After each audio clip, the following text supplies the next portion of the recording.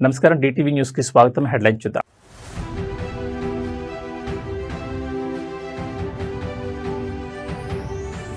ఇరవై 24 గంటలు నా మదిలో అదే ఆలోచన. గోదావరి డెల్టా వరి సాగుపై సీఎం చంద్రబాబు ఆందోళన.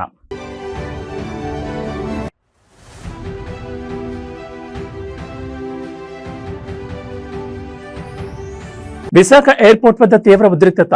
వైఎస్ జగన్ పర్యటన వేళ పోలీసుల అసాధారణ ఆంక్షలు.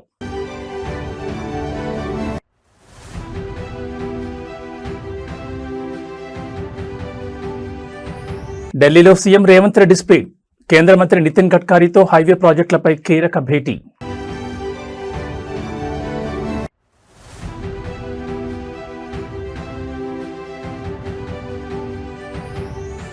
మాట నిలబెట్టుకున్న బీఆర్ఎస్.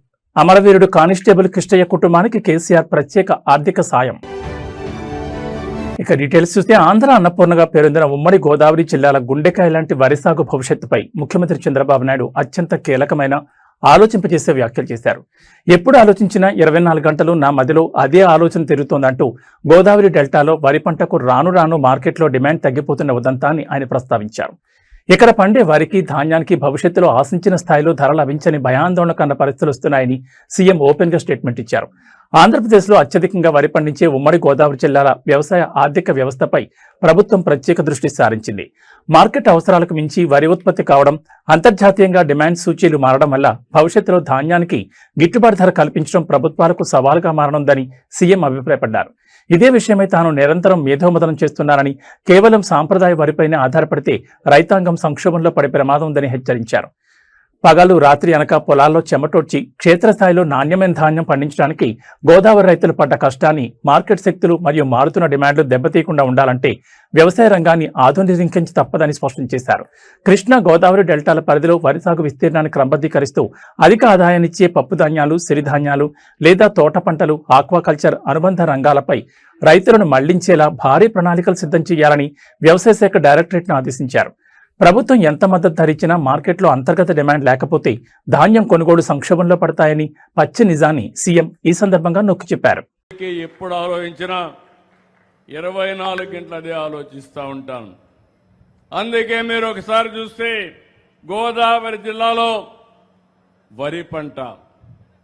వరి పంట కూడా రాను రాను డిమాండ్ తగ్గిపోయే పరిస్థితి వచ్చింది. దానికి కారణం ఆహారపు అలవాట్లు మారిపోతున్నాయి. కార్బోహైడ్రేట్స్ తినడం లేదు. ప్రతి ఒక్కరూ ఈరోజు ప్రోటీన్ తినే పరిస్థితికి వచ్చారు. ఇక్కడ పండే వరికి, ధాన్యానికి ధర తగ్గే పరిస్థితి వస్తూ ఉంది. మనం పండించిన చేపలకు ధర పెరిగే పరిస్థితి వచ్చింది. కానీ ఈ మధ్య కాలంలో యుద్ధ ప్రభావం వల్ల కొంతవరకు ఇబ్బందులు కూడా వచ్చాయి.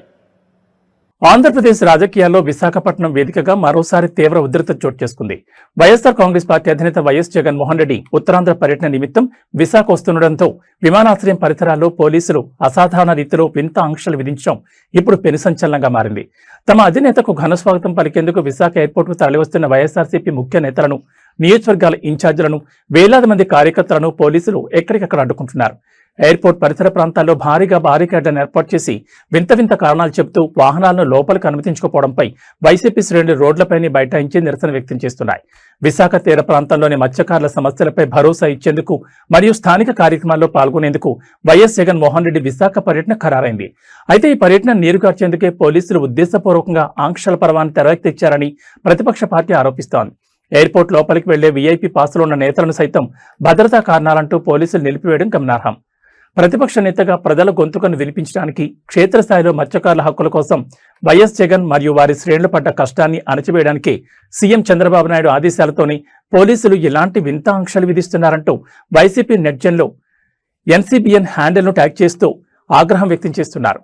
ఎయిర్పోర్ట్ జాతీయ రహదారి పొడవునా వందలాది మంది పోలీసులను మోహరించి సాధారణ ప్రయాణికులకు ఇబ్బంది లేకుండా చూస్తున్నామన్న నెపంతో కేవలం వైసీపీ కండువాలున్న వాహనాలను టార్గెట్ చేస్తున్నారనే విమర్శలు క్షేత్రస్థాయిలో బలంగా వినిపిస్తున్నాయి.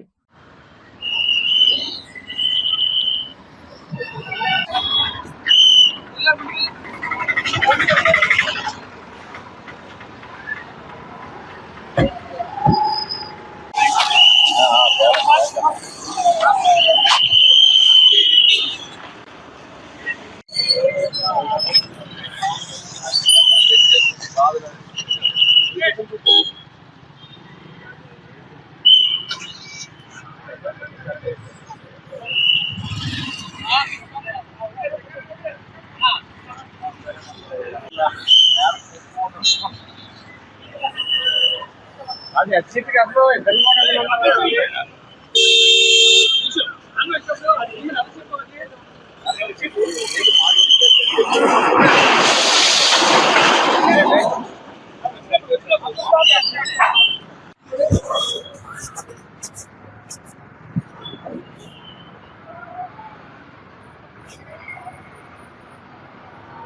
తెలంగాణ రాష్ట్ర మౌలిక సదుపాయాల కల్పన, జాతీయ రహదారుల విస్తరణ లక్ష్యంగా ముఖ్యమంత్రి రేవంత్ రెడ్డి ఢిల్లీ పర్యటనలో స్పీడ్ పెంచారు. కేంద్ర రోడ్డు రవాణా, జాతీయ రహదారుల శాఖ మంత్రి నితిన్ గడ్కరీతో ముఖ్యమంత్రి రేవంత్ రెడ్డి, నల్గొండ పార్లమెంట్ సభ్యులు రఘువీర్ రెడ్డి అధికారికంగా సమావేశమయ్యారు. తెలంగాణ వ్యాప్తంగా అత్యంత ప్రాధాన్యత కలిగిన పలు జాతీయ రహదారుల ప్రాజెక్టుల మంజూరు, ప్రాంతీయ కనెక్టివిటీ మెరుగుదల మరియు నిధుల విడుదల అంశాలపై ఈ భేటీలో సుదీర్ఘంగా చర్చించారు.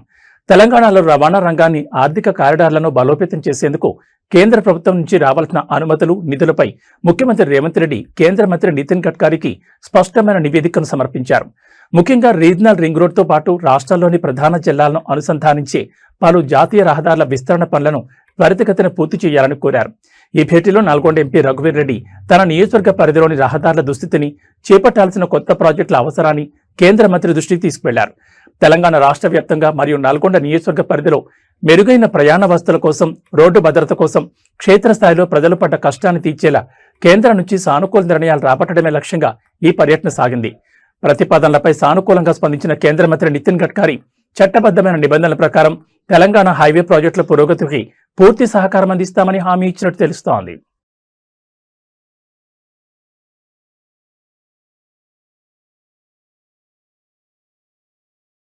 తెలంగాణ స్వరాష్ట్ర సాధన కోసం ప్రాణాలు అర్పించిన మలిదశ ఉద్యమ తొలి అమరవీరుడు కానిస్టేబుల్ కిష్టయ్య కుటుంబానికి భారత రాష్ట్ర సమితి అగ్రనాయకత్వం తాము ఇచ్చిన మాట నిలబెట్టుకుంది.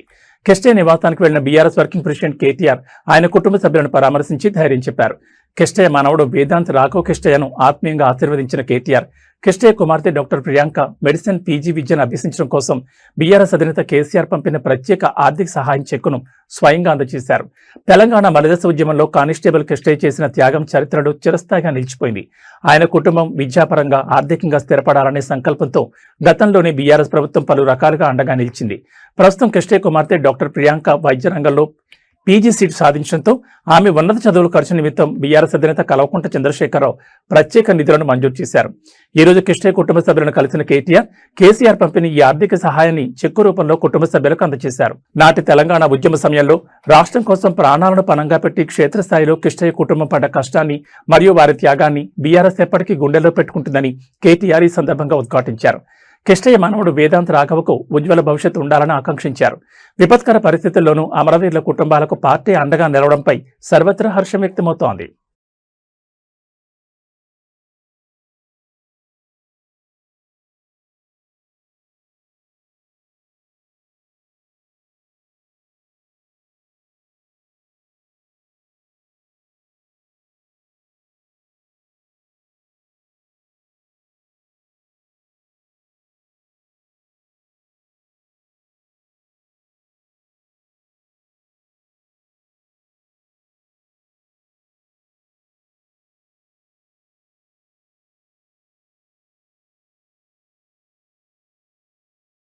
హైదరాబాద్ మహానగర కీర్తి కిరీటంలో మరో అంతర్జాతీయ స్పోర్ట్స్ మైలురాయి చేరింది. సాగర్ తీరాన సవాల్ విసిరే అలలపై సరికొత్త సాహస క్రీడల సమరానికి తెరలేచింది. నగర హృదయ స్పందన హుస్సేన్ సాగర్ వేదికగా ప్రతిష్టాత్మకమైన 40వ హైదరాబాద్ సెయిలింగ్ వీక్ 2026 అట్టహాసంగా ప్రారంభమైంది. ఈ మైలురాయి ఈవెంట్తో మొదటిసారిగా నిర్వహిస్తున్న అత్యంత ప్రతిష్టాత్మకమైన 1వ ILCA open India international sailing championship కూడా ఇదే వేదికగా మొదలు కావడం విశేషం. ప్రపంచ స్థాయి ప్రమాణాలతో సాగుతున్న ఈ మెగా వాటర్ స్పోర్ట్స్ టోర్నమెంట్లో దేశ విదేశాలకు చెందిన అత్యుత్తమ ప్రొఫెషనల్ సెయిలర్లు తమ నైపుణ్యాన్ని నిరూపించుకోబోతున్నారు. హైదరాబాద్ వేదికగా 4 దశాబ్దాలుగా సాగుతున్న ఈ ప్రతిష్టాత్మక సెయిలింగ్ ప్రస్థానం ఈ ఏడాది సరికొత్త రికార్డులను సృష్టించేందుకు సిద్ధమైంది. అటు ఇండియన్ నేవీ, ఆర్మీ, యాటింగ్ అడ్మినిస్ట్రేషన్లతో పాటు ఇంటర్నేషనల్ లేజర్ క్లాస్ అసోసియేషన్ సహకారంతో ఈ ఛాంపియన్షిప్ రూపుదిద్దుకుంది. ముఖ్యంగా ఈసారి జరగనున్న 1వ ILCA ఓపెన్ ఇండియా ఈవెంట్ భారత్లోని అత్యంత అరుదైన మరియు వినూత్నమైన వాటర్ స్పోర్ట్స్ ట్రెండ్ను పరిచయం చేస్తోంది. కఠినమైన గాలులను, ప్రతికూల వాతావరణాన్ని తట్టుకుంటూ క్షేత్రస్థాయిలో హుస్సేన్ సాగర్ తరంగాలపై పట్టు సాధించడం కోసం మన క్రీడాకారులు పడ్డ కష్టాన్ని ఈ అంతర్జాతీయ వేదిక ప్రదర్శించబోతోంది. అంతర్జాతీయ స్థాయిలో నగర ప్రతిష్టను పెంచేలా ఈ ఈవెంట్కు సంబంధించిన అన్ని ట్రాఫిక్ ల్యాండ్మార్క్, మెడికల్ విజిలెన్స్ బృందాలను, రెస్క్యూ యూనిట్లతో సహా లేక్ పెరిఫెరల్ జోన్లో మోహరించారు. హుస్సేన్ సాగర్లోని అలల వేగం, వాహనాల కదలికల ఆధారంగా ఈ అంతర్జాతీయ పోటీలు అత్యంత రసవత్తరంగా సాగనున్నాయని నిర్వాహకులు వెల్లడించారు.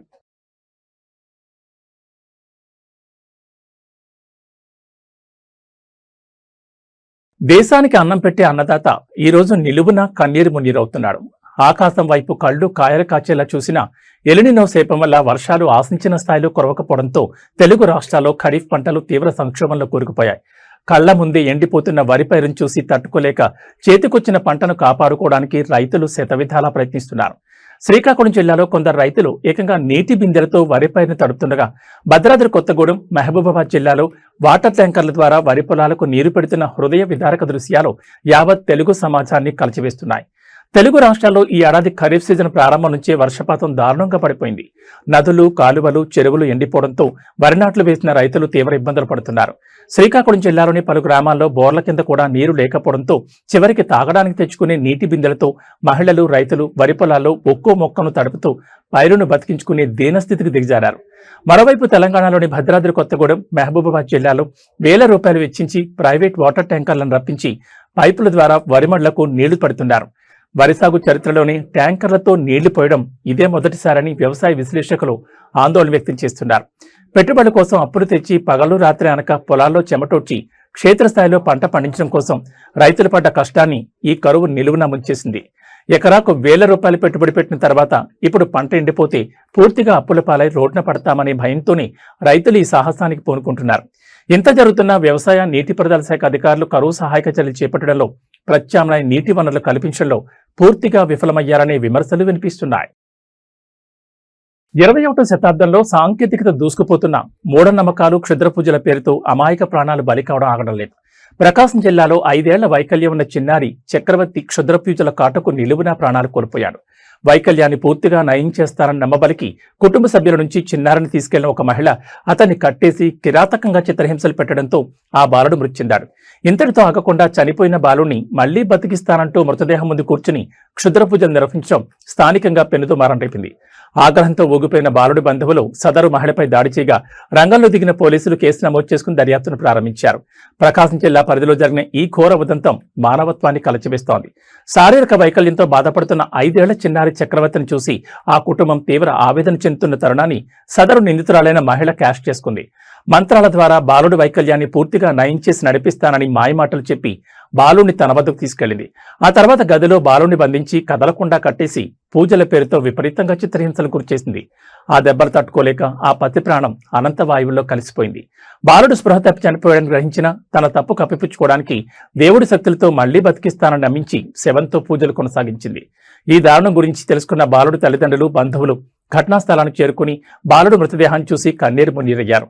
తమ బిడ్డ వైకల్యాన్ని ఎలాగైనా దూరం చేసుకుని వారిని ఆరోగ్యంగా చూసుకోవాలని క్షేత్రస్థాయిలో ఆ తల్లిదండ్రులు పడ్డ కష్టాన్ని ఆ మహిళ మూఢనమ్మకాల పేరుతో బలి తీసుకుంది. ఆగ్రహంతో రగిలిపోయిన బంధువులు ఆ మహిళా నిందితురాలపై దేహశుద్ధి చేయగా సమాచారం అందుకున్న పోలీసులు తక్షణమే అక్కడికి చేరుకుని పరిస్థితిని అదుపులోకి తెచ్చారు. మహిళను అదుపులో తీసుకుని హత్య కేసు నమోదు చేసి విచారణ ముమ్మరం చేశారు. నెలన్నర అయింది వాళ్ళు వచ్చి ఇక్కడికి. నెలన్నర అయితే లోపల ఏం జరుగుతుందో మాకు ఇంత మటుకు తెలియదు. ఉదయాన్నే మాత్రం చక్కగా వినసొంపుగా పాటలు మాత్రం పెడతారు, దేవుడి పాటలు. లోపల ఏం జరుగుతుందో మనకైతే తెలియదు. వాళ్ళ ఫేసులు కూడా మనం ఇంత మటుకు చూడలేదు.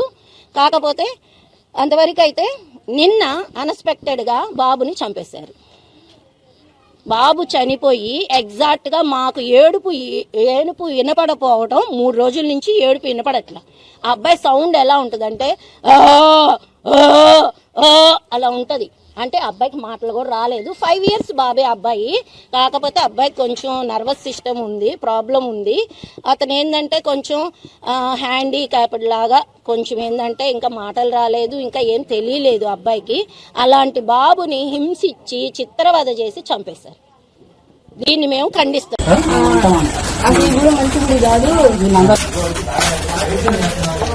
శాంతి భద్రతలకు కట్టుబడి ఉంటామని, అవినీతి అక్రమాలను సహించేది లేదని చెప్తున్న సర్కార్ ముందే అధికార పార్టీకి చెందిన కీలక నేతలు చట్టాన్ని ఎలా చుట్టేస్తున్నారో చూపే షాకింగ్ నివేదిక ములుగు జిల్లా నుంచి వెలుగుచూసింది.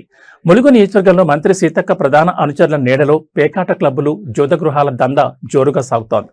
సాక్షాత్తు మంత్రి ముఖ్య అనుచరుడు జిల్లా బ్లాక్ కాంగ్రెస్ అధ్యక్షుడు ఈర్షవడ్ల వెంకన్న స్వయంగా ఈ పేకార దందా నడిపిస్తూ కెమెరా కంటికి చిక్కడం జిల్లాలో కలకలం రేపుతోంది. తిరుగులేని ఆధారాలు చూపిస్తూ ప్రజలు పోలీస్ స్టేషన్లలో ఫిర్యాదులు చేస్తున్న ఖాకీలు మాత్రం సదరు నేత ముందర చేతులు కట్టుకుని నిలబడడంపై తీవ్ర ఆగ్రహం వ్యక్తమవుతోంది. ములుగు జిల్లాలోని పలు సురక్షిత ప్రాంతాల్లో రహస్యంగా సాగుతున్న ఈ జూద క్రీడల వెనుక స్థానిక కాంగ్రెస్ పెద్దల హస్తం ఉన్నట్లు ఆధారాలతో సహా బయటపడింది. జిల్లా బ్లాక్ కాంగ్రెస్ అధ్యక్షుడు ఈర్షవడ్డ వెంకన్న ఆధ్వర్యంలోని ఈ నెట్వర్క్ నడుస్తోందని స్థానికులు ఆరోపిస్తున్నారు. పేకాట్ రన్ అవుతున్న నివాసంలో వెంకన్న స్వయంగా ఉన్న దృశ్యాలు కెమెరా చిక్కడంతో ఈ వ్యవహారం రచ్చకెక్కింది. ఈ అక్రమ దందా వల్ల స్థానికంగా కుటుంబాలు రోడ్డున పడుతున్నాయని, యువత పెడదవ పడుతోందని గ్రామస్తులు, బాధితులు అనేక మార్లు పోలీసు అధికారులకు లిఖితపూర్వకంగా ఫిర్యాదులు చేశారు.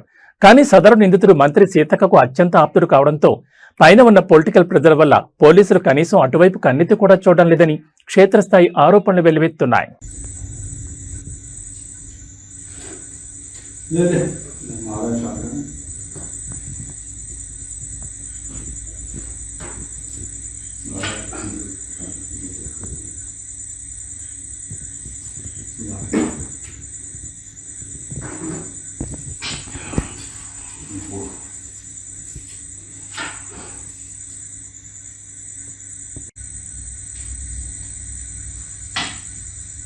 టచ్చలేదమ్మా బండ టచ్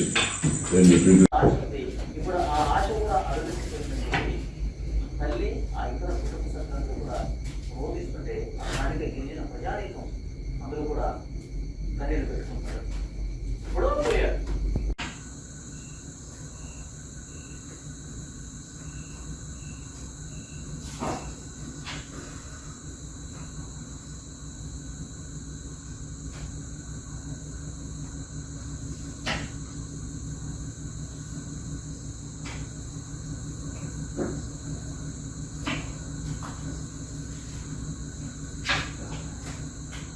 హైదరాబాద్ మహానగరంలో అత్యంత రద్దీగా ఉండే షాపింగ్ మాల్స్ లో భద్రత ఎంత డొల్లగా ఉందో చాటి చెప్పే సంచలన ఉదంతం ఒకటి వెలుగు చూసింది. కూకట్పల్లి కేపీహెచ్పీ పరిధిలోని ప్రముఖ లుల్లు మాల్లో తుపాకీ కలకలం రేగింది. మాల్ పార్కింగ్ స్థలంలో రెండు కుటుంబాల మధ్య ఒక్కసారిగా ఘర్షణ చోటు చేసుకుంది. సమాచారం అందుకున్న పోలీసులు అక్కడికి చేరుకుని ఇరు వర్గాలకు నచ్చజెప్తున్న క్రమంలో పాత బస్తీకి చెందిన సిద్దికి అనే వ్యక్తి జేబులో లోడ్ చేసిన తుపాకీ ఉండడం చూసి ఖాకీలు సైతం అవాక్కయ్యారు. అయితే ఈ గన్కు లైసెన్స్ ఉన్నట్లు తేలినప్పటికీ అసలు అంత పెద్ద మాల్లోకి తుపాకీ ఎలా వచ్చిందనే అంశంపై పోలీసులు లుల్లు మాల్ యాజమాన్యంపైనే క్రిమినల్ కేసు నమోదు చేశారు. కేపీహెచ్బీలోని లుల్లు మాల్ పార్కింగ్ ఏరియాలో వాహనాల నిలిపివేత లేదా వ్యక్తిగత కారణాలతో రెండు కుటుంబాల మధ్య తీవ్రస్థాయిలో వాగ్వాదం జరిగింది. గొడవ పెద్దది కావడంతో మాల్ సెక్యూరిటీ మరియు స్థానిక పోలీసులు రంగంలోకి దిగి ఇరుపక్షాలను శాంతింపజేసే ప్రయత్నం చేశారు.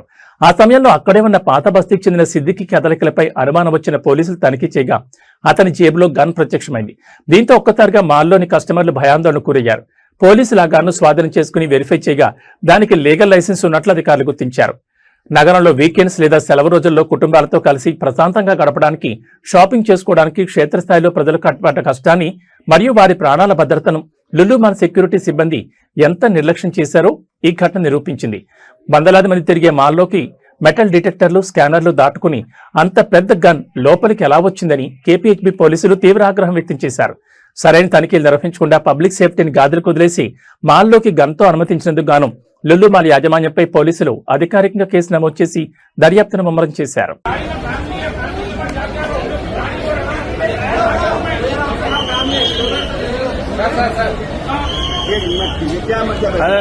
मीडिया मीडिया सर इसमें कौन सा बात फैलाने का है? कौन कौन आया इधर? नहीं ये कौन सा बात फैलाने का है?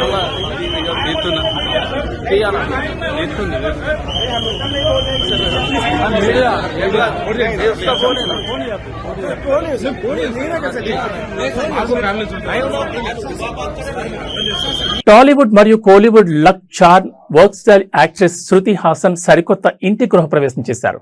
బాలీవుడ్ తో పాటు ముంబై లైఫ్ స్టైల్ కు అలవాటు పడి అక్కడే సొంత ఇల్లు కలిగి ఉన్న శృతి ఇప్పుడు సౌత్ ఇండియాలో, ముఖ్యంగా తన సొంత ఊరు చెన్నైలో సరికొత్త నివాసంలో అడుగుపెట్టారు. తన కుటుంబ సభ్యులకు, ఫ్యాన్స్ కు ఎల్లప్పుడూ అందుబాటులో ఉండాలనే ఉద్దేశంతో ఆమె చెన్నైలో ఈ లగ్జరీ హోమ్ తీసుకున్నట్టు తెలుస్తోంది. అత్యంత సన్నిహితులు మరియు కుటుంబ సభ్యుల సమక్షంలో సాంప్రదాయబద్ధంగా హోమాలు, పూజలు నిర్వహించిన ఈ వేడుకకు సంబంధించిన ఎక్స్క్లూజివ్ ఫోటోలు ప్రస్తుతం నెట్టింట హల్చల్ చేస్తున్నాయి. Multi talented star Shruti Haasan career పరంగానే కాకుండా వ్యక్తిగత జీవితంలోనూ సరికొత్త మైలురాళ్లను అందుకుంటున్నారు. తాజాగా చెన్నైలో ఆమె జరిపిన గృహప్రవేశ వేడుక ఫోటోలు నెట్జన్లను విపరీతంగా ఆకట్టుకుంటున్నాయి. అత్యంత సింపుల్ గా సాంప్రదాయ దుస్తుల్లో శృతి ఈ పూజా కార్యక్రమాల్లో పాల్గొని సందడి చేశారు. ఈ ఫోటోలు చూసిన ఆమె అభిమానులు న్యూ బిగినింగ్స్ అంటూ పెద్ద ఎత్తున శుభాకాంక్షలు తెలుపుతున్నారు. పసిడి ప్రియులకు సామాన్యులకు బులియన్ మార్కెట్ నుంచి ఈ రోజు భారీ ఉపశమనం లభించింది. గత కొన్ని రోజులుగా రికార్డు స్థాయిలో వైపు పరుగులు పెడుతున్న బంగారం, వెండి ధరలు ఒక్కసారిగా వెనక్కి తగ్గాయి. ముఖ్యంగా హైదరాబాద్ బులియన్ మార్కెట్లో ఇటు పసిడి ధరలు స్వల్పంగా తగ్గగా అటు కిలో వెండి ధర ఏకంగా 5,000 రూపాయల మేర పతనమై కొనుగోలుదారులను ఆకర్షిస్తోంది. అంతర్జాతీయ మార్కెట్లో చోటు చేసుకున్న పరిణామాలు, స్థానిక డిమాండ్లో మార్పుల వల్లే ఈ ధరల తగ్గుదల నమోదైనట్లు నిపుణులు విశ్లేషిస్తున్నారు. హైదరాబాద్ లో ఈ రోజు 24 క్యారెట్ల స్వచ్ఛమైన 10 గ్రాముల బంగారం ధర 110 రూపాయల మేర తగ్గి 1,42,800 వద్ద ట్రేడ్ అవుతోంది. అదేవిధంగా ఆభరణాల తయారీకి ఉపయోగించి 22 క్యారెట్ల 10 గ్రాముల పసిడి ధర కూడా 100 రూపాయల మేర పతనమై ప్రస్తుతం 1,30,900 పలుకుతోంది. మరోవైపు వెండి మార్కెట్లో మరింత భారీ క్షీణత కనిపించింది. పారిశ్రామిక వర్గాల నుంచి డిమాండ్ మందగించడంతో కిలో వెండి ధర ఏకంగా 5,000 మేర కుప్పకూలి ప్రస్తుతం 2,35,000 వద్ద స్థిరపడింది.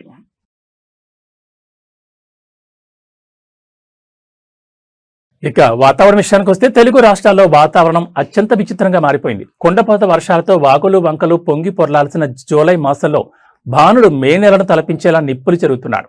నైరుతి రుతుపవనాల కదలికలు పూర్తిగా మందగించడంతో రెండు రాష్ట్రాల్లోనూ అసాధారణ రీతిలో ఉష్ణోగ్రతలు నమోదవుతున్నాయి. నిన్న ఆంధ్రప్రదేశ్లోని బాపట్లలో ఏకంగా 42.1 డిగ్రీల గరిష్ట ఉష్ణోగ్రత నమోదు కావడం వాతావరణ నిపుణులు సైతం విస్మయానికి గురిచేస్తోంది. ఇటు తెలంగాణలోనూ ఇదే తరహా ఉక్కపోత, ఎండలు జనాలను అల్లాడిస్తున్నాయి. రాబోయే 2 రోజుల పాటు పరిస్థితి ఇలాగే ఉంటుందని అధికార యంత్రాంగం హెచ్చరిస్తోంది. వాతావరణ కేంద్రం అందించిన అధికారిక నివేదికల ప్రకారం కోస్తాంధ్ర, రాయలసీమ వ్యాప్తంగా నైరుతి రుతుపవనాలు పూర్తిగా బలహీనపడ్డాయి. దీనివల్ల వాతావరణంలో పొడిగారుల ప్రభావం పెరిగి మెజారిటీ జిల్లాల్లో పగటి ఉష్ణోగ్రతలు 40 డిగ్రీల మార్కును దాటేసి పరుగులు పెడుతున్నాయి. ముఖ్యంగా బాపట్ల, పల్నాడు, పశ్చిమ గోదావరి, కాకినాడ జిల్లాలో తీవ్రమైన వడగాల్పుల ప్రభావం స్పష్టంగా కనిపించింది. మరోవైపు తెలంగాణలోనూ దాదాపు అన్ని జిల్లాల్లో సాధారణ కంటే 3 నుంచి 5 డిగ్రీల మేర అదనపు ఉష్ణోగ్రతలు నమోదవుతూ ఉక్కపోతతో ప్రజలను ఇబ్బంది పెడుతున్నాయి. పసిఫిక్ మరియు హిందూ మహాసముద్రాల్లో ఏర్పడిన అంతర్జాతీయ వాతావరణ మార్పుల వల్లే రుతుపవనాల దారి మళ్లిందని, ఫలితంగానే ఈ జూలైలో మే నాటి ఎండలు పీక్స్ కు చేరాయని నిపుణులు చెబుతున్నారు. ఈ రోజు రేపు కూడా ఇదే పరిస్థితి కొనసాగే అవకాశం ఉన్నందున ప్రజలు తగిన జాగ్రత్తలు తీసుకోవాలని విపత్తు నిర్వహణ శాఖ సూచించింది. వర్షాకాలంలో వస్తున్న ఈ అకాల ఎండల పట్ల ప్రజలంతా అప్రమత్తంగా ఉండాలి. ముఖ్యంగా రైతాంగం వాతావరణ సూచనలను గమనిస్తూ తమ వ్యవసాయ పనులను ప్రణాళికాబద్ధంగా మార్చుకోవాల్సిన అవసరం ఎంతైనా ఉంది. ఇవి ఈ బులెటిన్ విశేషాలు. నమస్కారం.